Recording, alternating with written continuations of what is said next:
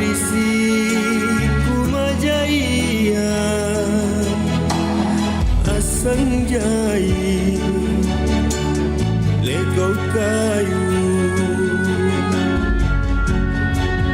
mangking re pagini longko mangking tompi jula-jula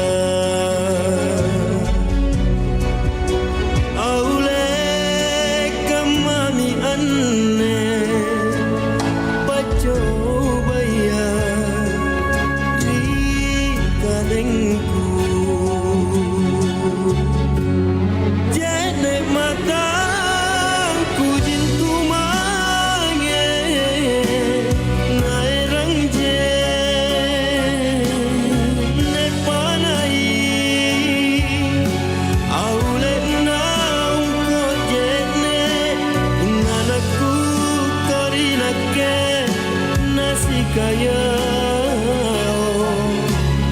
mana ku tak pun nama pak komo lampangku angin tungko bunga-bunga una kalu membunaya kalu mendingen tungana oh jaming toma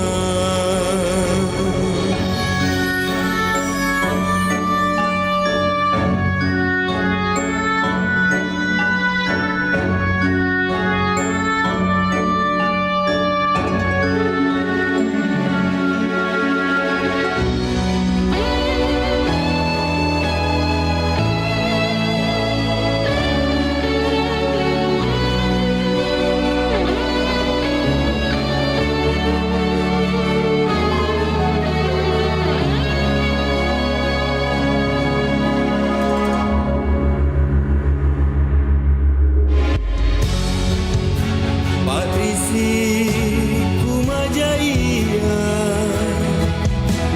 asangjai lekau kayu mangking re bagini longko mangking tompi jula-jula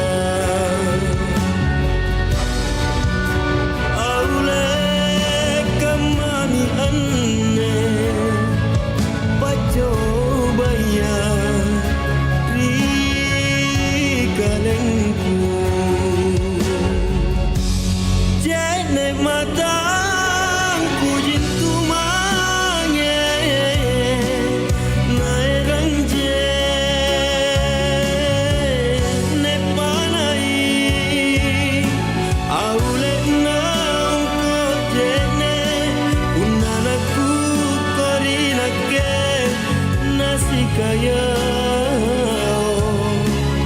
mana ku tak nama pak komo lampangku angin tungko bunga-bunga una kalu membungaya kalu mendrigen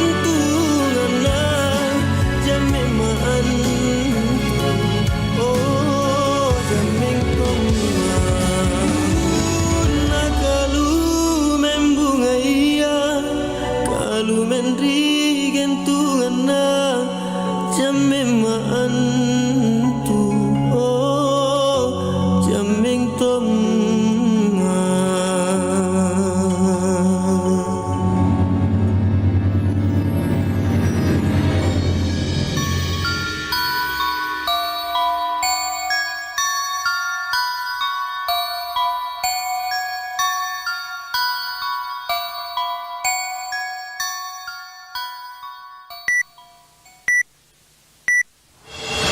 Pukul 7 waktu Indonesia Barat. Pukul 8 Tahukah Anda, waktu wilayah di Indonesia terdapat pembagian 3 zona waktu. WIB yang kita kenal waktu Indonesia Barat, WITA, waktu Indonesia bagian tengah, dan WIT, waktu Indonesia Timur. Perbedaan dan pembagian waktu ini dipengaruhi luasnya wilayah Indonesia. Secara astronomis, Indonesia terletak di posisi 96 derajat bujur timur hingga 141 derajat bujur timur. Pembagian waktu ini diatur dalam Keputusan Presiden Republik Indonesia Nomor 41 Tahun 1987. Perbedaan waktu antara WIB, WITA, dan WIT selisihnya kurang lebih 1 hingga 2 jam. WIB memiliki selisih waktu 1 jam dengan WITA dan selisih 2 jam dengan WIT. Wilayah yang masuk dalam zona waktu WIB yaitu seluruh provinsi di Pulau Sumatera, seluruh provinsi di Pulau Jawa, sebagian Pulau Kalimantan, Kalimantan Barat, dan Kalimantan Tengah. Sedangkan WITA, zona waktu Indonesia Tengah meliputi Kalimantan Utara, Kalimantan Timur, Kalimantan Selatan, Bali, NTB, NTT, dan seluruh provinsi di Pulau Sulawesi. Dan untuk wilayah WIT, waktu Indonesia Timur adalah Maluku, Maluku Utara, Papua, dan Papua Barat.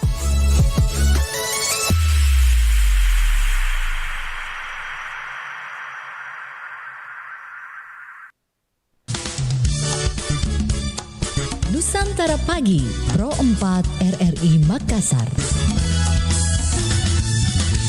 Assalamualaikum warahmatullahi wabarakatuh, sahabat budaya. Jumpa lagi saya Bang Rian di ruang dengar Anda tentunya di pagi hari ini. Nah, di pukul 10 hingga pukul 11 kita berada di program acara Mozaik Budaya. Nah, topik kita pagi hari ini sahabat budaya terkait dengan pariwisata di era digitalisasi. Tentunya kami hadirkan narasumber yang berbeda di kali ini. Kita langsung berkenalan dengan Dr. Insinyur Andi Muhammad Syafar, AMD, ST, MT, IPM. Beliau adalah pengamat digitalisasi visual dan juga dosen teknik informatika UIN Alauddin Makassar. Assalamualaikum warahmatullahi wabarakatuh, Pak. Waalaikumsalam warahmatullahi wabarakatuh. Ya, bagaimana kabar, sehat, Pak? Alhamdulillah. Kesibukannya, kesehariannya sebagai apa ini, Pak? Ya, pertama penggiat digitalisasi virtual, kemudian kedua juga mencerdaskan kehidupan bangsa dengan wujud sebagai dosen. Luar biasa. Dosen di UIN ya, Pak? Iya, UIN Alauddin Makassar. Selain UIN, kan biasa kalau dosen itu bukan saja di satu kampus. Kita satu kampus atau ada berapa kampus juga? Satu kampus kan di sana sebagai dosen tetapnya. Luar biasa. Enaknya ini saya panggil Pak siapa ini? Pak Syafar saja. Pak Syafar saja. Supaya lebih tren. Oh iya, luar sesuai biasa. dengan penemunya pemodel Syafar. Oh, pemodel Syafar, ternyata penemu pemodel Syafar. Itu kalau boleh tahu apa itu pemodel Syafar itu? Jadi Syafar ini dari akronim Substitusi Augmented Virtual Learning Offline Evaluation, sebuah penemuan bagaimana kemudian konsep dalam media digitalisasi yang bisa diterapkan di segala bidang. Dia itu berbentuk aplikasi atau apa atau? Dia sebuah bentuk sintaks yang kemudian diterapkan dalam sebuah wujud tools augmented dan virtual reality. Itu kegunaannya sebagai apa? Dia kegunaan itu bagaimana kemudian kita bisa dengan penerapan Syafar ini, artinya dunia virtual yang bisa kita lihat. Artinya kita misalnya kondisi kayak budaya misalnya yang bentuk arkeologi misalnya, jadi kita tidak perlu ke museum, tapi kita cukup dengan virtual, kita bisa melihat dengan benda sesuai dengan nyatanya. Wah, luar biasa. Seperti yang pernah viral kalau dari situ tentang perjalanan kisah Nabi gitu ya. Iya. Semacam begitu ya. Iya. Wah, luar biasa. Yang Berarti VR-nya. VR-nya. Berarti memang hampir kayak dunia nyata Dunia gitu. nyata, ya. Luar biasa. Baik. Sekitar dengan tema kita kali ini, Pak Syafar, Ya. pariwisata di era digitalisasi. Mungkin bisa dijelaskan secara umumnya itu ini bagaimana, Pak? Ya. Ya, silakan. Terima kasih. Bismillahirrahmanirrahim. Assalamualaikum warahmatullahi wabarakatuh. Waalaikumsalam warahmatullahi Jadi selamat pagi, salam sejahtera bagi kita semua. Sebuah kehormatan kita berbagi pengetahuan hari ini, karena kita anggap bahwa kita ini adalah sebuah hamba pengetahuan yang saling berbagi. Jadi berbicara sebuah topik pariwisata di era digitalisasi, artinya sebuah topik yang kemudian perlu kita mendigitalkan, karena sekarang ini luar biasa pesatnya pariwisatawan yang kemudian jadikan sebuah pendapatan devisa buat negara.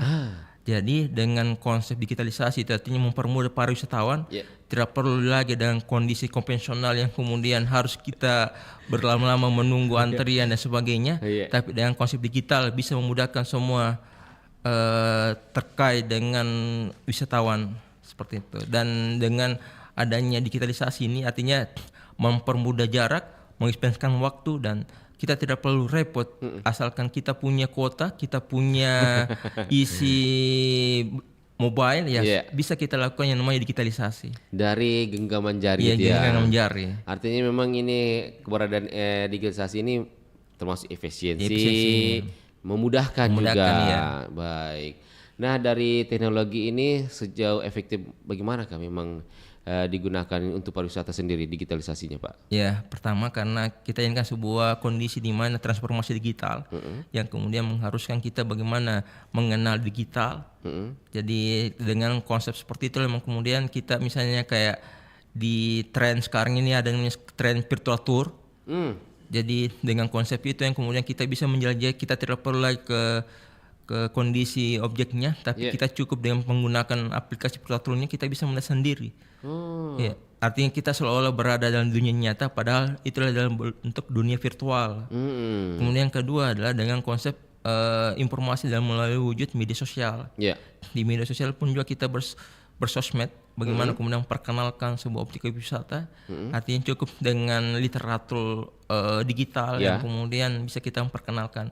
Salah satu konsep pariwisata sekarang ini adalah bagaimana sinergiskan itu dengan konsep digitalisasi, karena misalnya para wisatawan dari luar negeri yang kemudian mau ke sini, mau menikmati destinasi wisatawan, maka mereka cukup mengklik di mana mereka inginkan, bisa terkonekkan.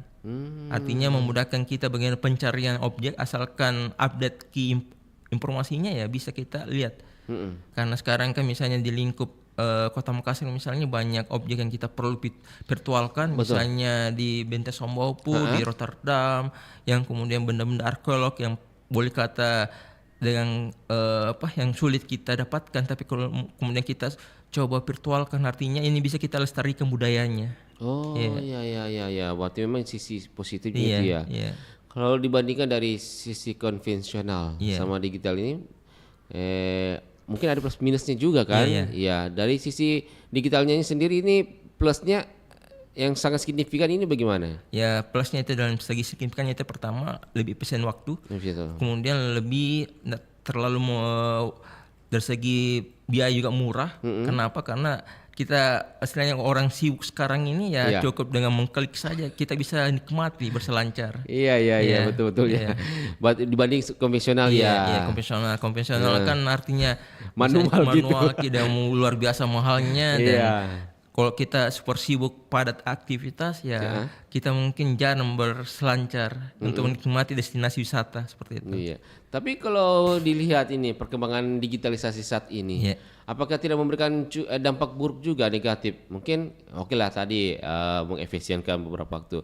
Kalau konvensional kan bisa mungkin para travel kan bisa digunakan. Ketika digitalisasi itu bukan menjadi sebuah ancaman bagi dunia kerja gitu. Menyikapinya hal itu bagaimana menyikapinya? Yang jelas karena kan sebenarnya dengan mungkin kita berpikir bahwa pengurangan sebuah tenaga kerja, tapi persoalannya adalah di sini kemudian momentum kita bagaimana anak-anak muda itu harus betul-betul terkait dengan cinta teknologi. Karena banyaknya penemuan dari luar yang kemudian kita terjajah. Artinya bagaimana kemudian kesempatan para pemuda, bagaimana membuktikan bahwasanya mereka bisa menciptakan startup, mereka bisa menciptakan sebuah virtual tour yang kemudian mempekerjakan banyak orang. Artinya apa? Di situ juga terbuka sebuah peluang kerja meskipun dalam konsep teknologi, tapi persoalannya adalah operator yang kemudian banyak difungsikan. Tapi dari perkembangan digital ini kan ya oke lah, baik sekarang kan memudahkan. Terkadang juga memang ada masalah Pak. Ini oke lah, ada seperti satu perusahaan yang menyediakan mengcover semua pariwisata menggunakan digital. Terkadang juga ada yang nakal Pak dalam penyalahgunaan digital itu sendiri. Itu tanggapan sebagai pengamat sendiri bagaimana melihatnya itu? Yang jelas kan sekarang memang ada sebuah undang-undang ITE yang kemudian mengatur sebuah sistem pajak teknologi. Jadi memang ya harus mereka juga punya lisensi izin operasional yang kemudian menggaransikan perusahaannya betul-betul bersifat legalitas. Dan sekarang pun juga sudah dicanangkan itu sebuah hal teknologi.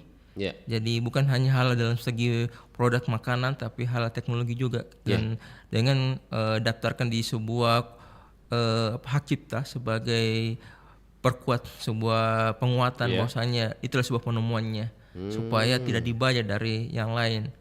Dengan terdaftarnya sebuah cipta kita, maka itulah memberikan ruang tertutup buat yang betul-betul pembajak. Jadi, nah kalau dari sisi lain Pak, bagaimana aplikasi mobile mempengaruhi pengalaman wisatawan yang saat berkunjung di suatu tempat sendiri? Ya, jadi mobile ini kan yang jelas banyak fitur yang kemudian kita bisa install di Play Store. Di situ kemudian memudahkan kita bagaimana mengkonekkan apa kebutuhan kita sesuai dengan peruntukannya dan bagaimana pengimplementasiannya. Jadi dengan mengkonekkan misalnya dengan aplikasi mobile itu salah satu wujud bagaimana mengintegrasikan di lingkup pariwisata di era digitalisasi yang kemudian para penggiat teknologi, para penggiat destinasi artinya lebih simple dalam hal aksesnya. Karena sekarang misalnya kalau kita butuh katalog misalnya, maka kita tidak perlu lagi repot ke tempatnya, kita cukup mengklik katalog terkait dengan tempat destinasi supaya kita lihat kita keinginannya kita di sini. Supaya kita bisa melihat juga berapa sih letak jaraknya, bagaimana bentuk mapnya, kemudian apa kapasitas di dalam itu kan sudah tergambarkan dalam wujud digitalisasi. Itulah yang kemudian lebih memudahkan sebuah dari segi pemanfaatan daripada aplikasi mobile seperti itu.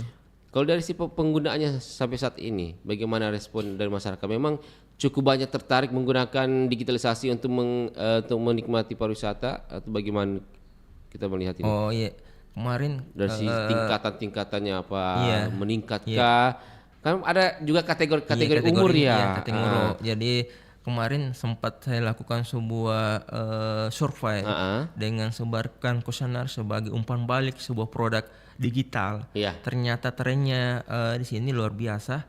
Artinya kita membagi beberapa klaster.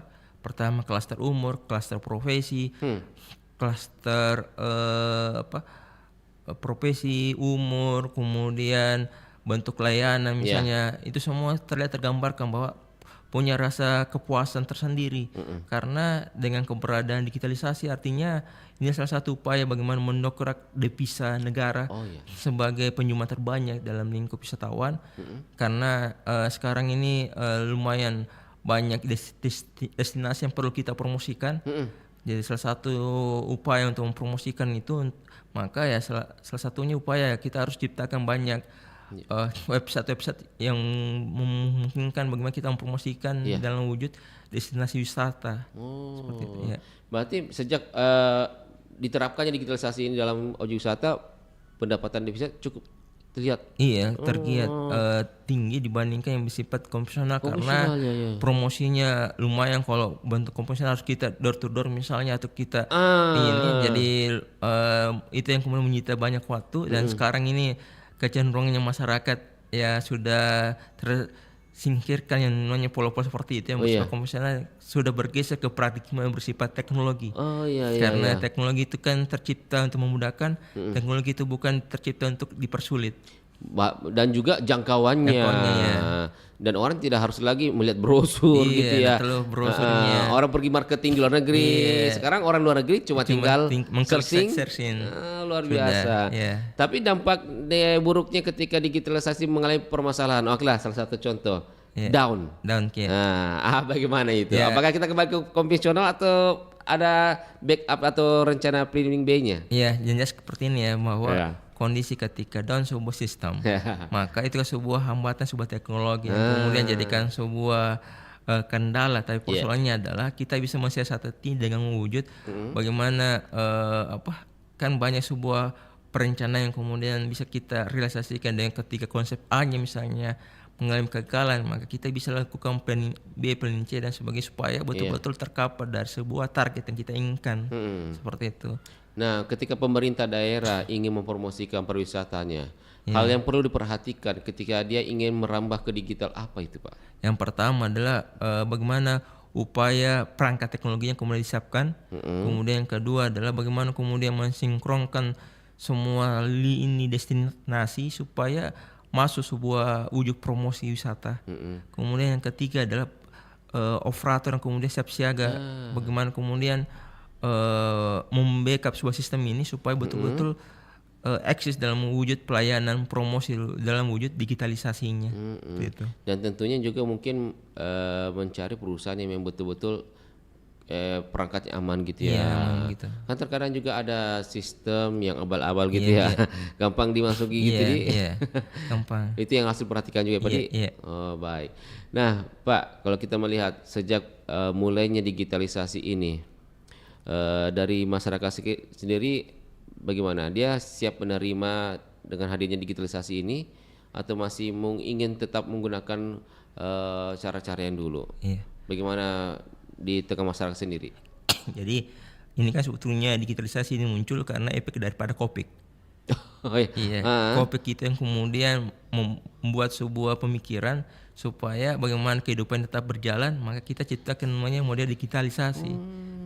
Karena dengan adanya digitalisasi ini kan bisa dalam wujud kehidupan tetap eksis daripada misalnya kalau Covid dalam kondisi di rumah terus yang kemudian kehidupan kita kan lambat, tapi disitulah kemudian perannya kita seorang teknologi memikirkan bagaimana kehidupan tetap berjalan, ya harus betul-betul dalam wujud menyediakan sebuah fasilitas digital. Iya, contohnya mungkin di waktu Covid orang susah ke pasar menggunakan aplikasi itu.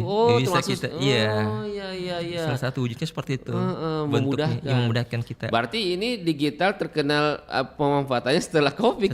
Covid. Berarti sebelumnya itu belum terlalu. Orang masih banyak menggunakan yang konvensional gitu ya. Betul. Berarti membawa berkah juga ya Pak. Siap.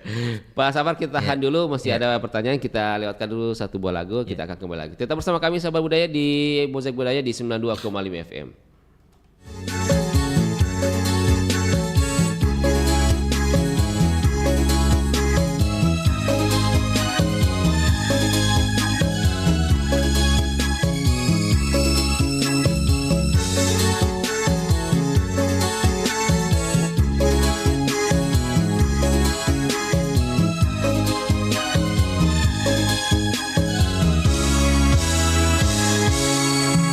Tak kunjung bangun turut naku kunciriki gulingku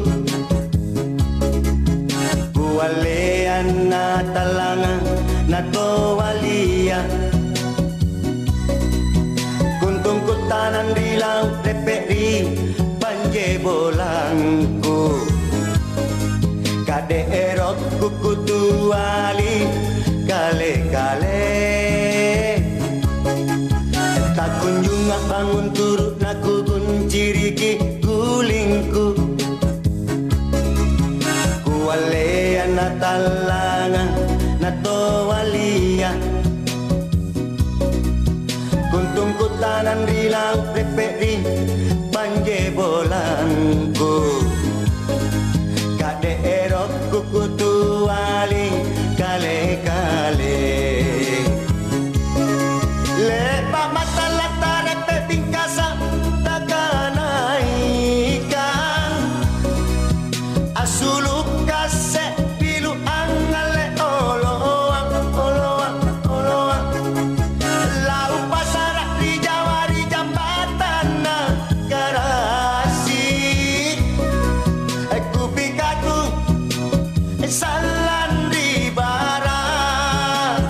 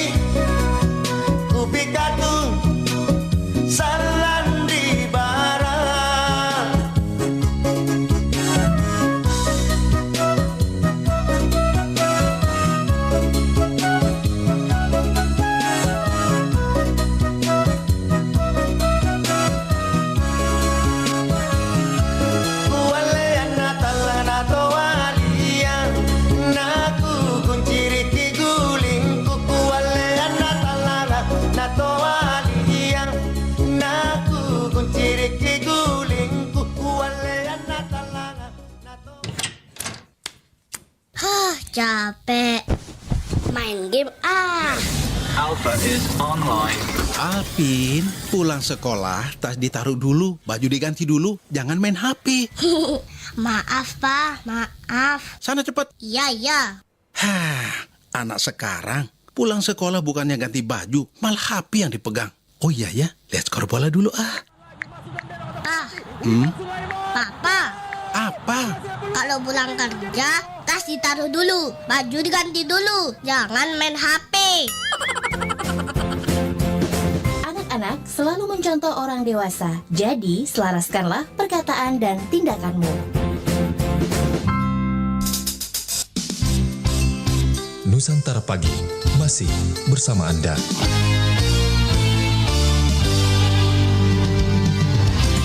Sahabat Batam Malibiriku masih bersama kami di acara Mozaik Budaya. Kita kembali lagi ke Pak Safar. Nah, ini sekitar dengan mungkin penelitian tentang VR.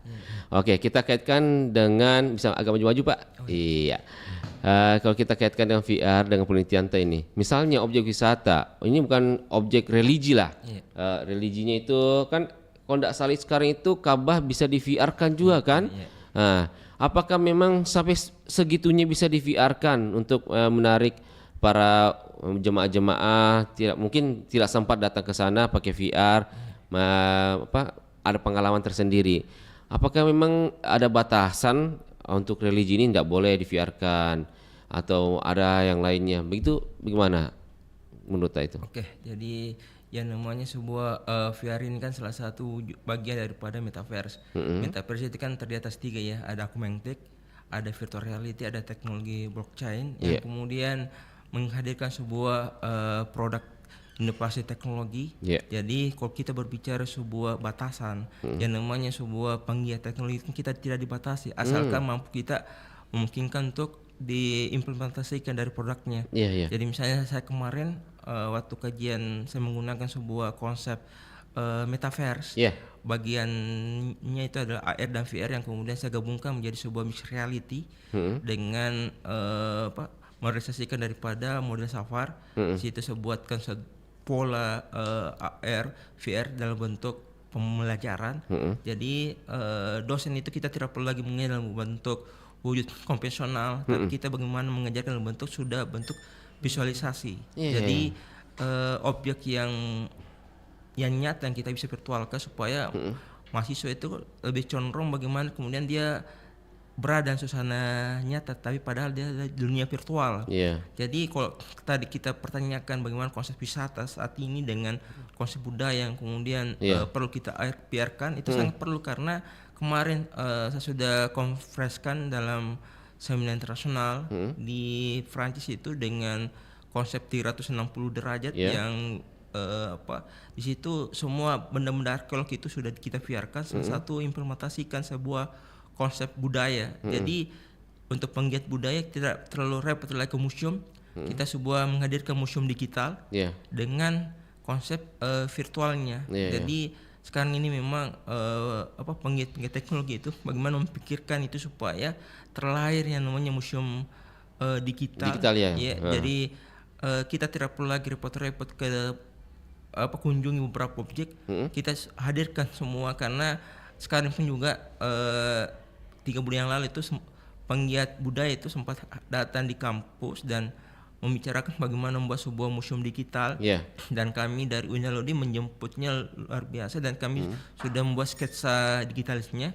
Sisa mencari sebuah penjanaan dana yang kemudian membackup dari segi pembiayanya.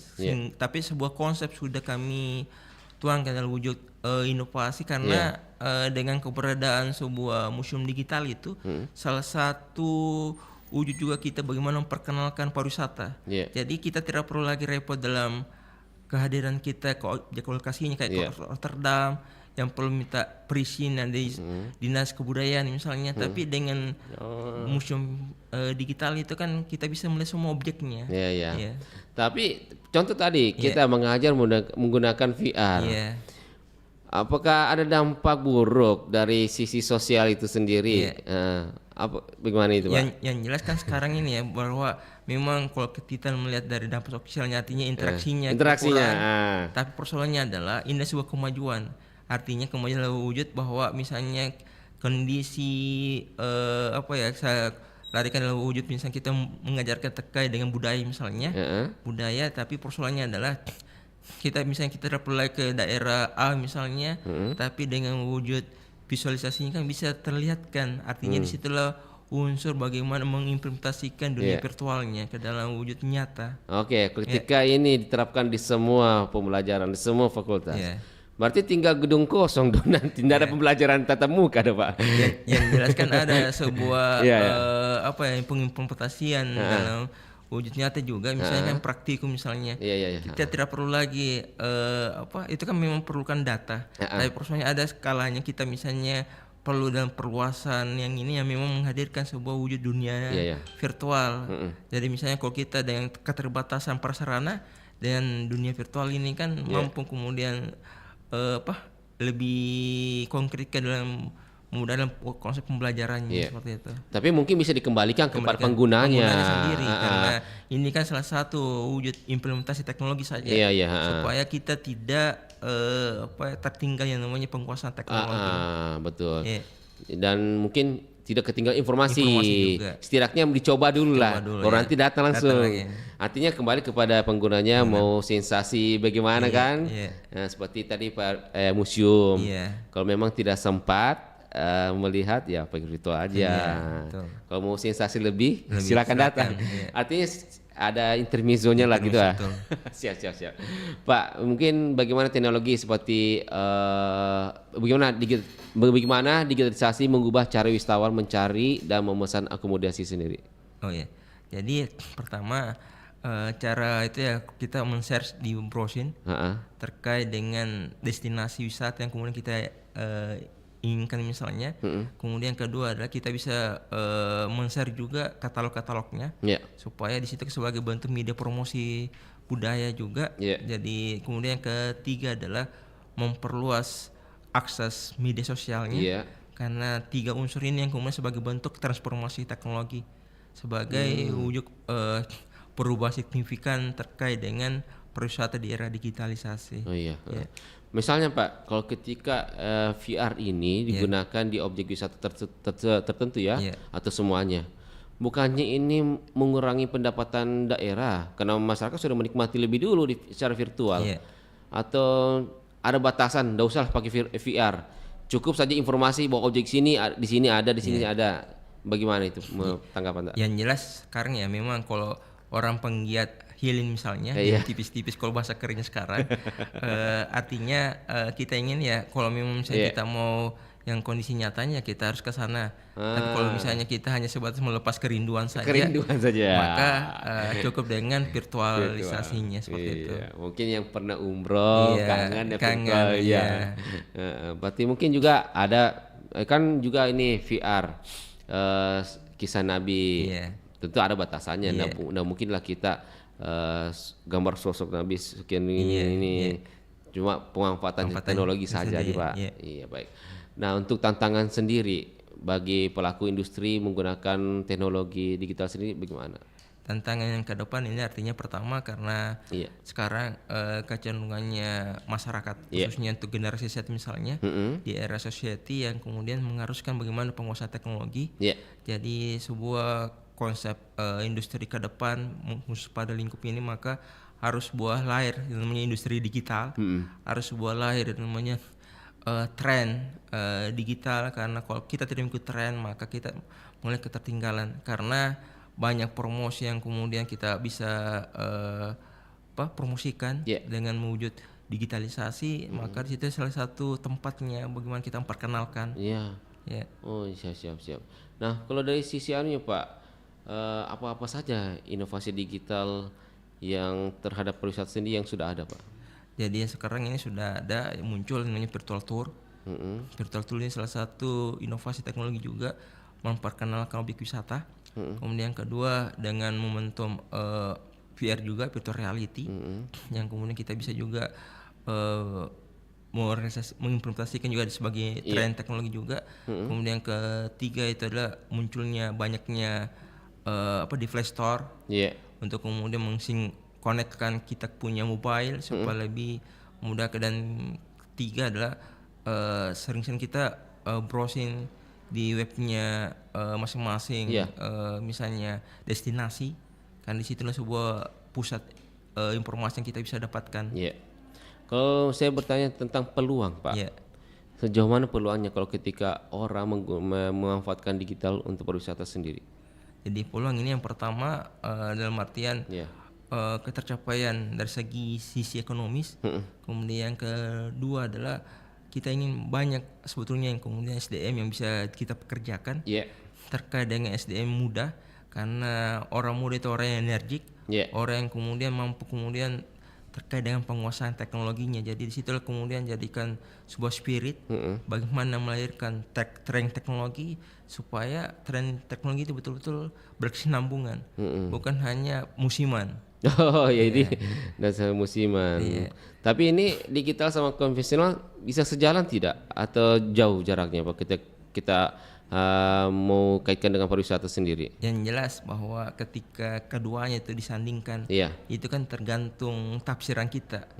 Tergantung tafsiran kita, karena di konvensional orang kan kecenderungannya biasanya kayak meluangkan waktu betul-betul. Tapi kalau dengan digital cukup dengan browsing, cukup dengan mendigitalkan, mereka kan menemukan sisa ya kita bagaimana meluangkan, dan kita bisa jauh hari bisa memesan. Tapi kalau misalnya konvensional kita jauh hari kita sudah pesan tiket, pasti itu sudah habis. Artinya itu kan menyita waktu sebetulnya. Artinya dengan digitalisasi kita lihat berapa seatnya kita situ, apakah masih ada yang kosong atau tidak.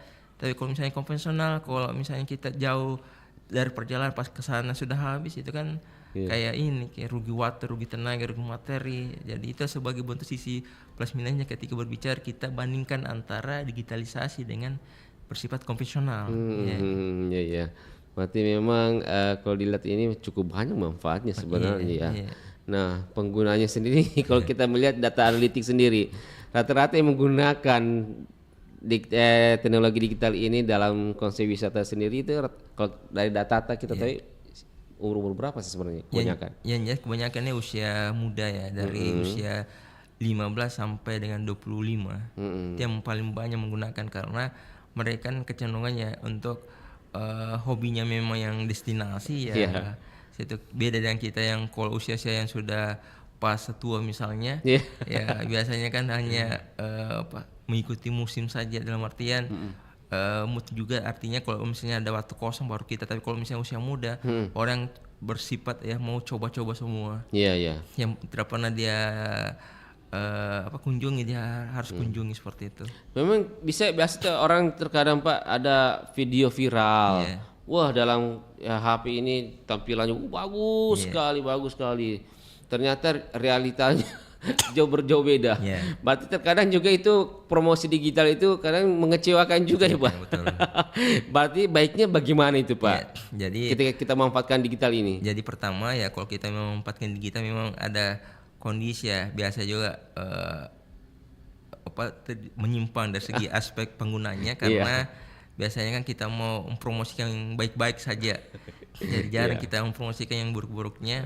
Jadi biasa kalau kita tertipu ya, kita konsekuensinya. Tapi persoalannya adalah kita juga bisa mensinkronkan ketika itu kan banyak sebuah aspek yang bisa kita lihat untuk sebagai menu pencarian. Jadi pertama kita masuk ke webnya sendiri itu perusahaan, tanpa di mana kita ingin kunjungi misalnya.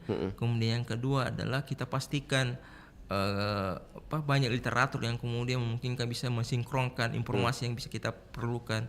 Jadi itu yang kemudian bisa minimalkan daripada unsur-unsur yang kemudian tidak sesuai dengan yang kita inginkan. Misalnya tadi pertanyaannya bahwa ketika promosinya bagus tapi pas realitanya tidak sesuai, maka itu kemudian merugikan dari sebuah pengguna teknologi.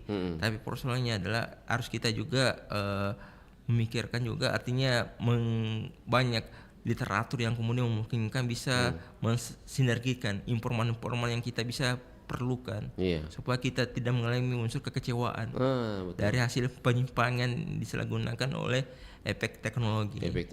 Iya, karena kebanyakan sekarang efek teknologi. Jangankan suasana muka saja bisa di AI. Tapi memang berarti ini bisa diibaratkan pisau dua mata pisau ya gitu Pak. Ada baiknya ada buruknya. Tergantung manfaatannya. Tergantung manfaatnya. Kalau memang niatnya jelek ya pastilah. Artinya kembali ke kita bijak-bijaknya kita dalam bersosial media atau memanfaatkan digitalisasi. Nah kalau VR sendiri Pak, ketika kita misalnya ke budaya, kita mau VR-kan sebuah tradisi, itu cukup misalnya daerah menawarkan bisa tidak buatkan saya VR sebuah tradisi ini adat ini itu membutuhkan waktu lama atau bagaimana Pak? Itu kan tidak terlalu lama sebetulnya, cukup kita rekam, cukup kita videokan dan kita simulasikan dalam wujud virtualnya. Jadi misalnya kami dari Sidrap banyak unsur budaya kayak padendang, kemudian itu yang bisa kita biarkan, artinya kita bisa membuat sebuah simulasinya menyerupai dalam wujud nyata tapi dalam kondisi virtual. Jadi itu waktu yang kita perlukan itu yang jelas tidak terlalu lama karena gunanya teknologi itu guna untuk memudahkan sebetulnya, bukan untuk menyulitkan. Oh iya. Dan juga mungkin bisa mendatangkan cuan juga ya. Karena kalau kita misalnya dosen dari poin ke koin. Oh gitu ya. Nah kalau saya di luar sedikit konteks dari ini Pak, saya mau tanyakan tentang VR pembelajaran tak. Sejauh ini respon mahasiswa bagaimana penggunaan VR atau dari karya sendiri? Kemarin luar biasa responnya karena barusan ada dosen yang kemudian mengimplementasikan VR dalam sebuah pembelajaran. Selama ini kan dia hanya sebatas menghayal saja, dalam artian hanya disodorkan sebuah buku, kemudian dosen menulis di papan tulis. Tapi dengan konsep pembelajaran yang saya ciptakan, dengan konsep pembelajaran digitalisasi dengan model Sapar yang terinspirasi dengan nama sendiri. Jadi di situ yang kemudian saya mentuangkan ide jadi buku, tapi dalamnya buku itu ada sebuah konsep augmentiknya. Jadi buku itu kita scanning, maka kita seolah-olah dalam bentuk wujud nyata. Padahal itu kan dalam konsep benda mati yang kemudian kita jadikan benda nyata. Dan itu proses pembelajarannya mahasiswa bisa di rumah gitu ya? Bisa di rumah, bisa juga misalnya juga di dalam pembelajaran. Cukup mereka masuk ke dalam sebuah link pembelajaran kita berikan, kita bisa lihat kondisi pembelajarannya seperti apa, dan kita bisa juga kontrol mereka jarak jauh meskipun kita tidak berhadapan, tapi terlihat dari fitur implementasi daripada konsep pembelajaran secara virtual. Berarti situ ada interaksi komunikasi juga Pak? Bisa. Berarti ini sistem ini bisa diterapkan di museum juga? Bisa juga diterapkan di museum juga sebagai bentuk implementasi daripada virtualisasi. Itu sebenarnya tadi bahwa kita inginkan sebenarnya mudah-mudahan kita menghadirkan karena konsepnya Makassar ini sebagai smart city. Kita inginkan bagaimana kemudian dunia meta harus terimplementasikan, bukan hanya sebatas slogan, tapi bagaimana kita mengimplementasi secara real. Karena sekarang ini masyarakat, boleh kata masyarakat generasi saat ini yang melupakan akan budaya misalnya, tapi dengan menghadirkan sebuah museum digital, maka mereka kan bisa kita lestarikan. Tidak harus melihat langsung, tapi bisa virtual juga. Berarti misalnya saya dari Jakarta, wah saya mau ke Makassar deh, pakai virtual. Bisa langsung online gitu ya. Berarti ada nanti yang memandu dalam dunia virtual gitu. Sebagai bentuk guide-nya. Wah, luar biasa. Hampir nyata gitu ya. Ada pertunjukan ini. Wah, luar biasa. Memang selain kemajuan teknologi, ternyata ini manfaatnya bisa mempertahankan budaya juga. Mengenalkan destinasi juga. Baik, Pak Safar, tak terasa waktu kita sudah mau pengunjung acara. Apa yang ingin disampaikan atau mungkin disimpulkan dari pertemuan kita terkait dengan tema kita pariwisata di era digital ini? Silakan Pak. Terima kasih. Jadi yang saya sampaikan sebagai bentuk kesimpulan bahwa pertama kita ingin cintai produk dalam negeri sendiri sebagai wujud bahwa pemuda kita khususnya di Indonesia banyak juga yang kemudian menghadirkan sebuah penggiat teknologi, dan kita harus juga bangga bahwa kita pun juga bisa, artinya dengan keberadaan kita seperti ini, dengan kondisi negara kita seperti ini, tapi ada sebuah kemajuan yang kemudian kita ingin lestarikan budaya dalam momentum sebuah museum digital sebagai wujud pelestarian kebudayaan. Dan ini juga salah satu bisa meningkatkan sebuah devisa dalam artian untuk pendapatan pariwisatanya seperti itu. Baik. Makasih banyak Pak Safar telah hadir di studio kami.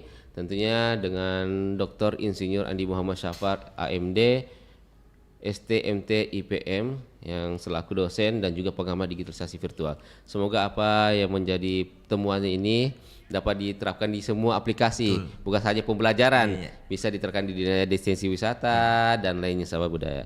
Dan tentunya kami doakan semoga selalu sukses Pak. Amin. Cepat dapat gelar profesornya, amin. Dan tentunya kalau bisa jadi rektor juga, amin.